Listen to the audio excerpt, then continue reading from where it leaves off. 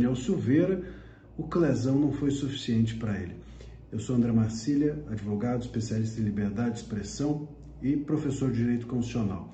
Veja só, a gente está acompanhando esses dias a defesa do Daniel Silveira reiteradamente dizer que ele está com problemas, ele tem tido febres são sinais claros, evidentes de infecção e ele precisa de tratamento. A defesa tem pedido que ele seja levado a um hospital e etc. E o ministro Moraes, depois de muita insistência, depois de influenciadores tratarem do assunto, eu mesmo nas minhas redes sociais falei disso, depois da imprensa insistir, veio uma decisão do ministro Moraes dando 48 horas para o presídio se manifestar e depois ainda mais 5 dias para a PGR tratar do assunto. Pô, sério mesmo? 5 dias mais 48 horas, isso dá praticamente uma semana.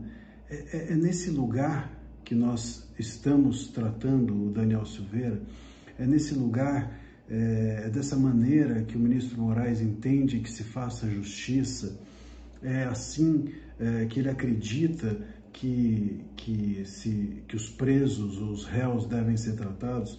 Veja o Clezão, quando ele morreu sob tutela do Estado, vamos dizer, porque as pessoas que estão presas estão sempre sob tutela do Estado, ele morreu pedindo ajuda. Ele morreu ao pedir ajuda e ser ignorado.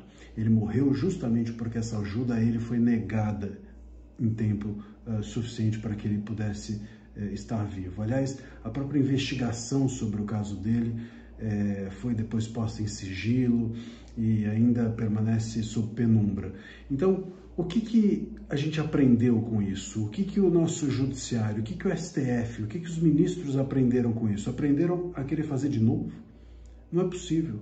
É obviamente uma total negligência das autoridades, uma total negligência dos juízes pegarem um caso, depois do Clezão ter morrido sob tutela, sob custódia do Estado, né? Debaixo dos olhos e da guarda e do guarda-chuva dos nossos juízes.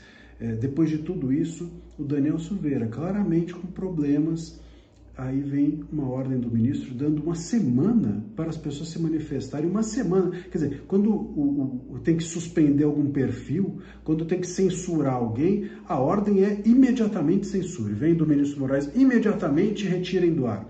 Imediatamente a plataforma tem que retirar. Quando alguma autoridade faz alguma coisa que o ministro Moraes não gosta, e então em 48 horas que se manifeste a esse respeito, em 48 horas diga o que aconteceu. E aí na hora que alguém tem um problema de saúde sério, repito, depois de termos tido o caso do Clezão, o ministro Moraes pede 48 horas para o presídio falar, ainda depois disso mais 5 dias para a PGR se manifestar. O que tanto precisa pensar o Gonê a respeito de uma pessoa que está com febre, com risco de infecção, ser tratada no hospital? O que tem que pensar?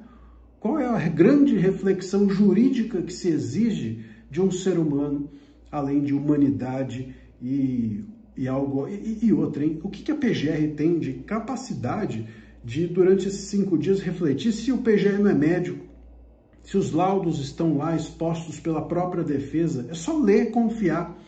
Mas me parece que nós estamos diante, tanto no caso do Clezão como nesse, diante de desumanidades jurídicas. Desumanidades jurídicas não são justiça. Justiça não se faz vingando-se. E vingança é algo que não combina com o juiz.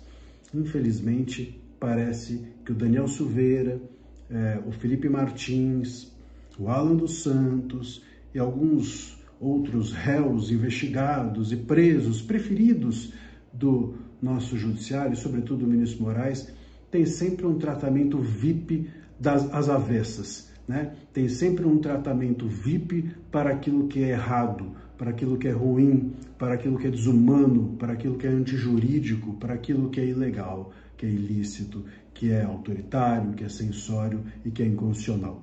Infelizmente, essa é a nossa mais alta corte. Imagina só o tipo de jurisprudência que nós estamos criando de cima para baixo para os próximos anos nesse país. Espero que o Daniel Silveira, que está preso por falar, não importa se você gostou ou não do que ele falou, mas por falar, e preso inclusive com a anuência dos seus colegas de parlamento que permitiram que isso ocorresse, votaram permitindo que o STF fizesse o que fez com ele. Espero que o Daniel Silveira tenha mais sorte do que o Clezão. É isso. Se você gostou dessa análise, se você gosta desse canal, curta, compartilha, conta para os amigos, conta para os inimigos também, que os inimigos possam vir aqui e aprender um pouco. E esteja por aqui, que sempre estou fazendo análises jurídicas, dando a minha visão sobre o que acontece no judiciário desse país e, sobretudo, sobre o que não deveria acontecer. É isso, um abraço.